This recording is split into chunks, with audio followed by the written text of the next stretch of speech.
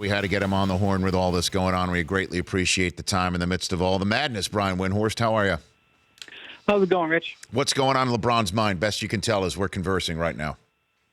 I think the Lakers are in a great position with him. I think the real question that he's got to bring himself to, is he willing to go to the Lakers if he doesn't have another star already there? Basically, would he trust Magic Johnson, the Laker brand, the city of Los Angeles, into getting another star there? If he can get himself comfortable with that, I think the Lakers are in pole position to do it. And while they would love to have Kawhi Leonard to entice him, I also think if you trade the whole roster to get Kawhi Leonard, I'm not sure that that's a great sign for LeBron. I mean, this is a guy who a few weeks ago during the finals was talking about how if you're going to beat Golden State, you got to beat them with the front office too. So that to me is the real question. And if he's not comfortable with that, I do think Cleveland is probably running second, and I think Philadelphia is an option somewhere. But I've been saying it's like 50, 40, 10.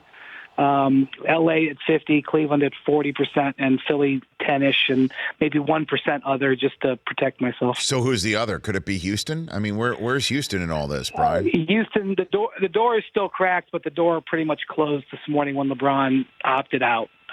Houston really needed to get him to opt in and try to arrange a trade, because now, I mean, it's not closed. You could still do a sign and trade, but it just becomes very complicated. So if LeBron was seriously considering Houston, he probably would have opted into his contract. Is there a surprise team? There's always a surprise team in free agency 90% of the time, so I guess I shouldn't use the word always.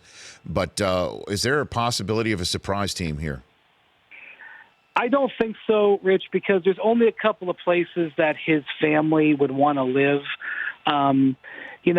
I could say Miami to answer your question, but I don't feel that that's going to happen. I also think that, again, opting out of his contract today makes it more difficult for Miami. Miami doesn't have cap space to trade to sign him. They would need to arrange a sign and trade, and it's a little bit more difficult now that he's opted out. But I think it's L.A. or Cleveland. I respect Philly's operation. I respect what Philly has going.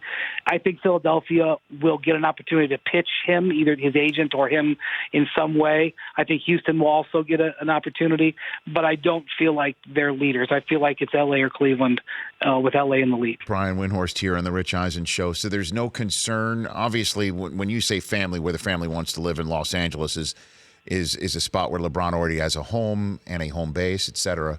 But what about the concerns of being in the Warriors division, let alone being in their conference? Brian, is that not a consideration here? With all due respect, he's eaten the Warriors' dust ever since the 2016 finals. They beat them on Christmas Day after the 2016 finals, and I think they've lost they've beaten them one time since. And it's like, I think they're 12-1 against LeBron and the Cavs. It's not working in Cleveland right now either. So I think if he goes to LA, I think he recognizes that he's probably not going to beat the Warriors this year, but the future and the upward mobility of the Lakers is probably better than the Cavs at this point. And that's not an indictment on the Cavs. The reason the Cavs resources are depleted is because they've spent the last 4 years winning championships and competing for championships. The Lakers have spent the last 4 years sucking wind. Of course, the Lakers should have more assets and more young players to build from. That's not an indictment, but it is the truth. And I also think that going to Los Angeles opens up a lot of other opportunities for LeBron in the business world that may soothe the reality that he may not be on a team that's the best in his division. And, in my mind, Rich, and I do think in his mind too, I don't think he's concerned about his legacy. In his mind, it is established. People are going to take pot shots at him no matter what happened. If he had one more championship or one fewer championship, he would be getting the same amount of flack. I think he's comfortable with where his legacy is, and I think you'll see that comfort play into the way he approaches this decision. Brian Windhorst of ESPN joining us here on the Rich Eisen Show. Where's Paul George in all this? I mean, it's funny. At this point last year, it was widely assumed that on this date in 2018, or at least on Sunday's date, he would be a Laker. That's why Indiana flipped him to Oklahoma City, and why Oklahoma City, ran a risk to go and acquire him. Where is Paul George in this whole equation? Yeah, that's one of the reasons for the impetus for trading for Kawhi Leonard right now, right? Because assuming that everything's going to be A-OK in a year is maybe a flawed concept. You get a guy if you can. I have to qualify everything, Rich. You'll have to excuse this. Sure. I have to qualify everything because things in the NBA change very quickly, and when you make definitive statements, it opens the window to you being made an ass out of yourself. But all signs are pointing to Paul George remaining in L.A. And remaining in L.A. or sorry, in Oklahoma City? Remaining in Oklahoma City. And I'm looking forward to his explanation for why he would do that. To me, a year ago you had Kyrie Irving raising his hand and saying, "I opt out of playing LeBron. Please send me out of here." And here Paul George could sign up to play with LeBron James in his hometown, potentially. And he may be saying, "I'm going to stay here in Oklahoma City." I don't know if that's a referendum on the Warriors or if that's a referendum on what it's like to play with LeBron or what it is. But if that does come to pass, I'd be interested to hear what Paul George's rationale is. But my feel for right now, and talking to everybody around the league, is that he is going to re-sign in Oklahoma City. The only question is, will he re-sign for 5 years, which he can do, or will he re-sign for 1 or 2 years? So, look, this conversation could be dated the second you hang up the phone. That's clearly understood. So when does Paul George make that decision? Today, right? I mean, to make that announcement about whether he opts in or doesn't. He has already opted out. He has already opted out. So that's it. He is going to be a free agent, but by opting out and re-signing, he gets a $10 million raise. Had he stayed in his contract, right, he would have made about $20 million. By re-signing, he gets $30 million, no matter who he signs with. So opting out's a no-brainer. It's a news event because an action was taken, but him opting out is not a comment on Oklahoma City. So then, what's the time frame on everything here, do you think? I could see Paul George agreeing on July 1st or July 2nd, and I could see LeBron. Barring any sort of major change, I could see LeBron committing on or around July 4th.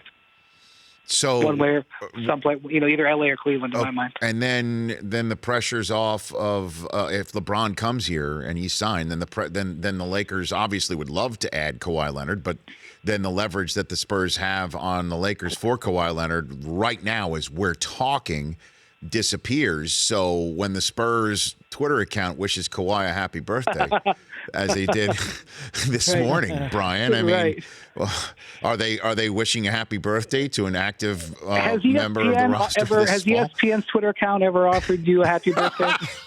My birthday was Sunday, and the NFL Network didn't do it, Brian. Oh, but my God. Well, who's happy noticing? Belated. Yeah. So this is actually a fascinating study in leverage because Kawhi Leonard will probably never be more valuable to the Lakers in a trade scenario than right now.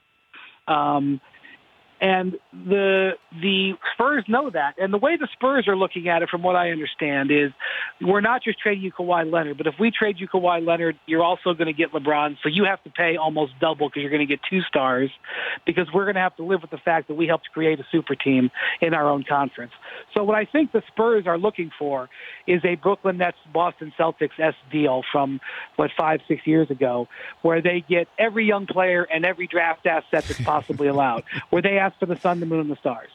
And the Lakers are like, you know what? Why would we pay you, this today when we could get him in a year? Or if we have LeBron by next Wednesday, we don't have to worry about drawing him. And so the Spurs also have to realize that, as you just mentioned, Rich, that their leverage may dramatically diminish once LeBron has made a decision, either to stay in Cleveland or come to LA. And now all of a sudden you're trying to sell a guy potentially who only has 1 year on his contract, and you're not going to get anything close to the same offer from Boston or Philly or anybody else. So it's a fascinating study in leverage. The only thing that I think is a factor in this that is easy to forget is the Spurs still can offer Kawhi Leonard a $220 million contract. Yes. Nobody else can offer him that. That's almost $250 million.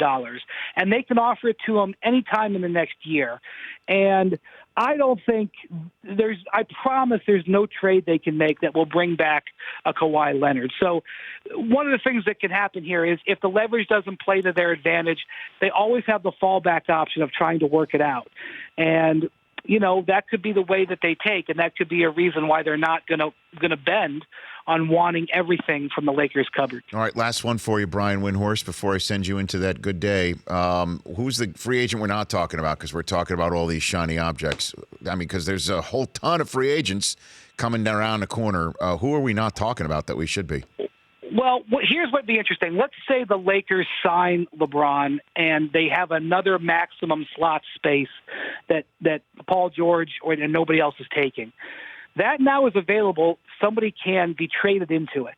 And so the question to me becomes, is there a player out there who's on a team, a star player who's not thrilled with their situation and may not be a free agent, who all of a sudden says, you know what? Now I want to be traded to the Los Angeles Lakers. And I'm not going to say any names because I'm not going out on Twitter. Mm-hmm. I'm not going to be aggregated off this. No offense, Rich. No problem. But I promise you there are players out there who are watching and they're saying, hey, if LeBron's sitting there with no team to play with, can I force my team to trade me? And that's going to be what no one's going to be talking about because as we saw last year, where Kyrie Irving became one of the biggest names on the market. He wasn't even on the market until the third week of July. The NBA offseason never stops. And so just because the Lakers may not get one of the free agents or get Kawhi Leonard doesn't mean that if they get LeBron James, that when the ball goes up in October, that LeBron won't have another star on that team with him. Brian, love the chat. Love it. Have a great week next week when you're so busy, crazy busy. I'll be out there watching, and we'll chat soon. Thanks, Rich. Have a good day. You got it. It's Brian Windhorst. The Rich Eisen Show, weekdays at noon Eastern on Audience.